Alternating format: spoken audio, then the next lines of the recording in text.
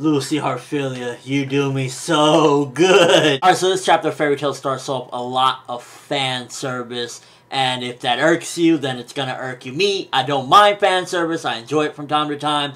But as far as quality goes for the chapter, it definitely took apart a lot of the, possible qualities of the beginning of the chapter and more so substituted for comedic aspect. And to be honest with you, with this opening chapter and these 3 chapters altogether we got this week of Fairy Tail, it really feels like Hiro Mashima is trying to go back to the roots and really get you to remember why you enjoy Fairy Tail to begin with. A lot of the classic gags like Gray stripping down, people randomly being in Lucy's apartment when she walks in, Natsu and Gray fighting during a mission just because they're kind of like brotherly love in a way, them two being scared of errors of the boss. Feels like they're just really trying to reintroduce you to a lot of the stuff that you enjoy in Fairy Tail, in particular that as well as the fan service. I mean, really kind of squeezing Lucy's tits. While I don't mind that image, why the opening chapter has to come out with that. So one of the more relevant things with the chapter is Flare basically kind of turning down an offer to be in Fairy Tail. While it was in a comedic light, it does kind of seem as though maybe she's going to have a different role, or maybe later on after she gets into more of a, I guess, comfort zone with Fairy Tail, she'll join. But it's a possibility maybe she could eventually hook up with Jalal and take Ultier's place, because now without Ultier, it's just Jalal and Melody. So I could see that possibly, even though there hasn't been any connection yet. But we do need a third seat to fill with that particular position, so I could see that, or overall just her doing her own thing and eventually just finding maybe a different guild or something. But I think that she's changed for the good, and this again just showed the character development with her. But it wasn't predictable, because a lot of times it's just like, oh yeah, join Fairy Tail, we open arms, and she didn't do that. So I think that was for the best, to be honest with you. She just was like, I don't want to join Fairy Tail, but she's on good terms with them, so that showed character development. And the most important part of the chapter is learning the next quest that the Fairy Tail group is going to go on. When Makarov announces it, it sounds pretty big, and this is one of the things that in the prior arc was starting to slowly get introduced, and I was like, okay, I really want to see these guys. And that is one of the 10 wizard saints. Pretty much this is the 4th one. His name is Warrid Ken, and pretty much he's the 4th in power, and he has a mission for them, and it's a very important thing. It's one of the most biggest missions Fairy Tail has ever had, because, he's 4th in power. So overall, it introduces you to what's the upcoming arc going to be about, and their next journey overall, and it kind of just gives you a little bit of an introduction and shows that it's kind of going to be important. I mean, he is one of 4 of the Heavenly Kings of Ishgal, so it's going to be pretty important, and he has a message for them. Overall chapter, a lot of comedy, a little bit of I guess important stuff as far as like the Flare thing, where she's exactly going to go, also the whole thing with being introduced to their next mission, what the next arc is going to pretty much be, and just going back to how Fairy Tail used to be. And that's one of the things that I really digged from this chapter 341, is that it's going back to where it used to be, giving you a quest. The quests are on a larger scale now. This is a very big quest, and he particularly requested of those particular members, Natsu, Gray, to go on this mission because for whatever reason. And that kind of also, clears up the whole thing of, well, why, if this was a big mission, wouldn't this be like an S-class? Why would Natsu and them, when they're not S-classes, go on a mission like this? So it makes a lot of sense. But overall, the chapter, it gave you more comedy than actual important plot-moving parts. Mix it up and you get about a 6 out of 10. By the way, I'm going to be doing a new rating scale out of 10, and I'll give you pretty much the score, as well as what the score means and overall final thoughts on the chapter. 6 out of 10, pretty much it was a fine chapter. You got some interesting stuff, you got some comedy, and you just really got Fairy Tail going back to his roots, but it definitely could have used a little bit less of the comedy and more so on maybe an introduction of, them being like, whoa, we got to get serious, this is game time, and stuff like that. So okay chapter, fine. Fairy Tail 342 definitely felt like we was on some One Piece type of style. We're going on our new quest, and it really just feels like the old gang is back together again. And once again, just giving you that old Fairy Tail feel. Now we get quickly introduced to Warrid Ken, which was very good because I didn't want to wait 1,000 chapters to get introduced to this guy. We pretty much get introduced to him very early on in this chapter, and he's pretty much a jokester, which is good because you don't want all of the 10 wizard saints to pretty much just be like stiff, hard guys that are just like, I'm strong as hell. And he was pretty much a jokester throughout the thing, and he was just like, oh yes, I'm telling you, no, I'm just joking. And it was kind of funny. Sometimes maybe it was a little bit too extreme and it was exaggerated, but whatever, still funny stuff. And pretty much he reveals that the quest that he wants to give to them is that there's a village of frozen people, and he wants them to pretty much unfreeze them and rescue these people because they're still alive inside of the ice. And another thing I found really interesting about this chapter is he kind of gives a little more information into the whole 10 wizard saints and exactly what it means to be one of them, and they're not necessarily the most strongest. In fact, he said that many people in this continent can outrank him and make him seem even insignificant. And it is that basically these people are selected, you know, the 10 people that are selected is pretty much just different reasons why they are selected. Like him, he doesn't have an offensive attack. He's not the strongest dude in the group, but when he's mixed up with his, you know, people, his guild, he ultimately adds a different element that's needed to the group. And that kind of really makes you go back to the whole Jura situation. Jura might not have been the most strongest, and yeah, he was a wizard saint or saint wizard, whatever, but ultimately he had a different role. So yeah, the 10 wizard saints aren't the strongest people in the universe or whatever, even in the continent, but they are selected for a particular reason.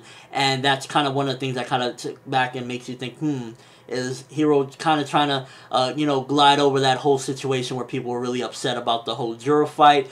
Or, you know, it makes a little more sense when you look at it in that aspect. Okay, they're not really actually the strongest, but they play a significant role, and they were selected for a reason and a purpose other than just their fighting abilities. I kind of found it funny that Warred's magic was very similar to, like, some Naruto Hashirama, freaking trees branching out. Like, he's one with nature, pretty much. And I just immediately was like, Hashirama and Fairy Tail. Wow, really? And the most interesting part of the chapter for me personally was getting to see how Fairy Tail was created and pretty much seeing Mavis and a couple of the other people. It was Mavis, Warred. It looked like it was the second mage, you know, the second guild leader of Fairy Tail that was there. And the other guy, I didn't know exactly who he was. He looked kind of like Makara, but then this was like, I believe he said 105 years since this time. And Makarab's only 88 years old, so it couldn't have been Makarab, whoever that was, I'm not sure. But he looked a lot like Makarab, or like a Loxus, but like kind of a bit younger or something like that. And it was just interesting to see the beginnings of it with Mavis. You know, since that was the beginning, you see Mavis as a little kid. Why do we see Mavis as a little kid now? Did,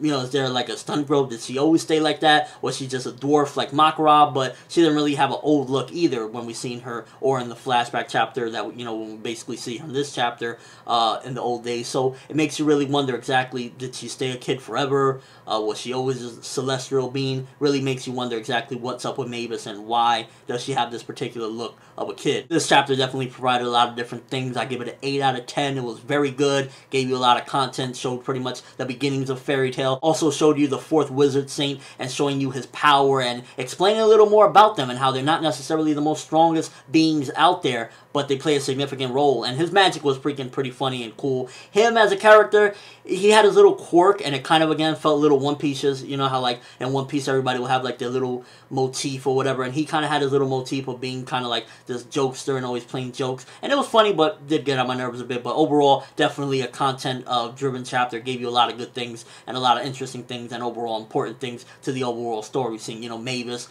and it was touching moment at the end. Now, last but not least, chapter 343 of Fairy Tail starts off with giant, giant, giant, and Lucy's tits are giant as well. Like, yo, Hiro Mashima must have been horny out of his mind writing these 6 chapters, because out of everything is like, we see the giants and then we need a panel of Lucy's giant tits. We understand Lucy has humongous ass tits. They look great, but we don't need them in a time like this when we're looking at these giants that are frozen. I find it a little bit interesting that the whole Ultir and Ul thing is actually carrying on with Gray, and he keeps thinking about it. And I think it's going to play a big role in this particular arc because there is a lot of ice things, and I want to actually dive into that as well regarding the ice and the people being trapped within this ice. The way it was described, how they're still alive, but they're pretty much in the ice, it's very similar to when Ul used the magic pretty much to use it on herself to become frozen, and how Gray was thinking it was all his fault. And that's kind of when he was saying something like, this magic seems very familiar. It's possibly that he was thinking, that magic when Ul used it and pretty much froze herself, and that might be the case. Now, if they find a cure now to get rid of this ice and keep the people alive, it'll be a good thing. But also, at the end of the day, it is too late because, you know, Ul is dead and she, you know, went into the water back in the ark and whatnot. I believe it was Tenrojima, if I'm correct, not exactly sure. But when, you know, Ul is already, you know, there's no way he can go back and save her. She's not an icicle anymore. But I definitely think that a lot of it is kind of tying in his emotions on what just recently happened with Ultir, thinking back with Ul, and then now seeing this whole ice thing and all these ice giants and everything.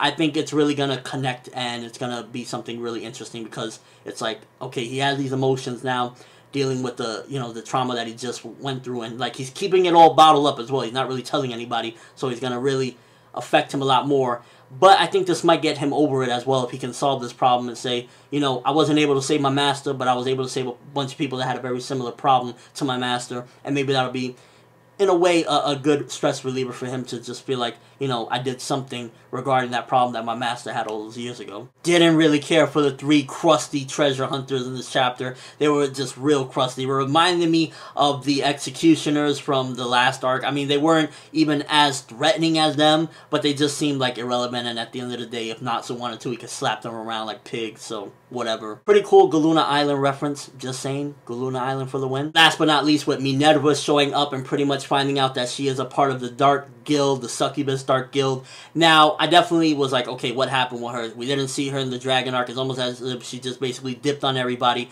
and didn't give a fuck. She wasn't going to become good or any of that. And that kind of makes the character a little bit more redeemable. It's like she didn't give a fuck. Even though she lost, she still was kind of like, yo, I'm not giving into their little friendship stuff. I don't give a fuck. Fuck their feelings, which, by the way, that was one of the things between these 3 chapters that kind of was annoying. Again, is like the feelings, like the cover page of this particular chapter with Lucy just there with her big ass tits, and it's saying the feelings in the chest, and it's like, we get it. They have feelings. I have feelings. I have feelings. Stop playing with them with the feelings.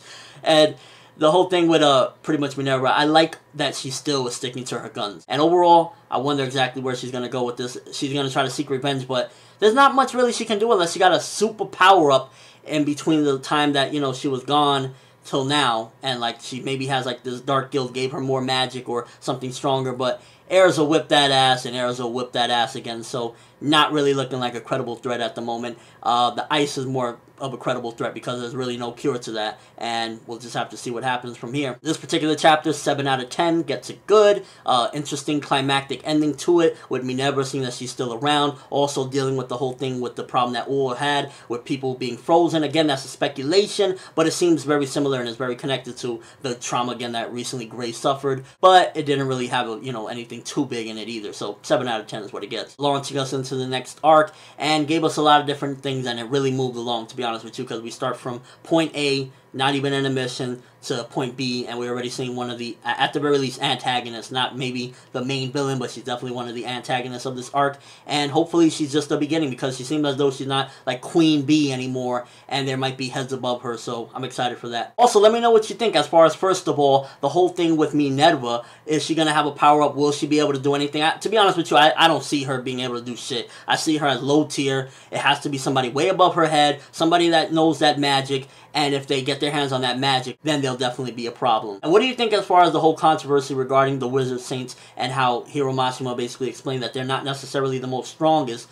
but they serve a purpose? Does that ever go back and make you think, okay, maybe Jura wasn't supposed to be the strongest because of his different abilities, or what he just ultimately brings to the collective? Let me know in the comment section below, and your overall thoughts of these 3 chapters, because Fairy Tail, anime back, chapters banging. Feel like it's classic Fairy Tail again. I really feel like we're back to what Fairy Tail used to be, and I'm really having a ball. I'm Finebo, and as always, people, have an awesome day.